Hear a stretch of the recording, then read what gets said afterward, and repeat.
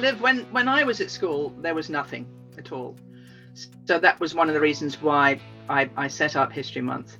And I felt very alone and very angry that I wasn't getting to hear about lesbian and gay bisexuals. And that was, a long time ago. What's it like for you now? I've always liked history, and history has always been one of my favourite subjects. But when you study it in school, there's no one that's really built into the curriculum who is LGBT that you're made aware of. Because now we have LGBT History Month, and being LGBTQ+ isn't seen as negative.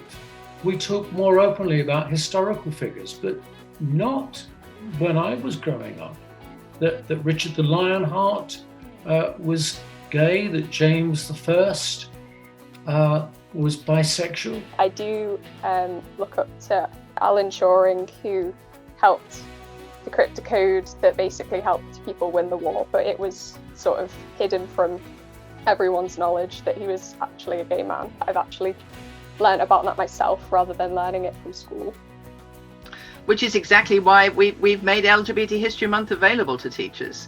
It's because there are oodles of resources on the website so that people can find out more and more easily. I think it's definitely important to learn about LGBT history because, there are people that have sort of like paved the way for and made it more of an accepting world for someone like me. The women who fought for the vote, the suffragettes, there were some amazing lesbians and bisexuals in there.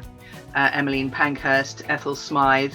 I think growing up, I didn't see many lesbian figures in the papers or on the news, but I do remember a time when I was watching a program called Brookside, and it had its first lesbian kiss. And then you had EastEnders, who had a gay couple, and I was like, oh my gosh, this is so exciting. I'm actually seeing ourselves represented on TV. When I went into EastEnders in 1986, before I was even on screen playing a gay man, the front page of one of the newspapers just had EastBenders and my photograph. I would walk down the street and people I didn't know would know me from EastEnders, who used to say to me, "You're not really a queer, are you?"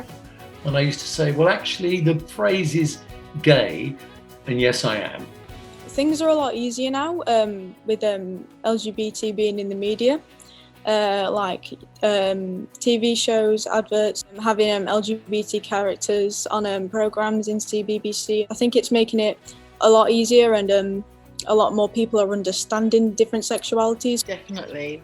I wholeheartedly agree with you, and I want to see more. You don't want it to be just tokenistic or someone's parachuted in. It would be great to see the media being much more representative of the diversity of LGBT people. So we saw Black LGBT people, we saw Asian, we saw older, we saw younger. There are so many people in the world and everything, like celebrities that make you feel sort of okay, like singers like Lady Gaga, who tells people to love you for who you are and just live as you are. And I think messages like that are really important to get across to young people who are having a hard time. Audre Lorde was a poet, an activist, and she spoke so beautifully about being a Black woman and also being a lesbian. But I'm going to be a bit corny and say to you that, Lily, I am so inspired by you.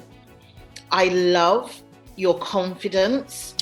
I love the fact that you have an amazing family that is giving you the space to speak about you so freely. If I think about the amount of people that have faced prejudice and even been hurt, like in the Stonewall riots and other pride marches, some people have even risked their lives just to make a statement and just to speak out, especially for just young people like me to have such a positive experience. I think that it's all down to them. So I just be forever grateful.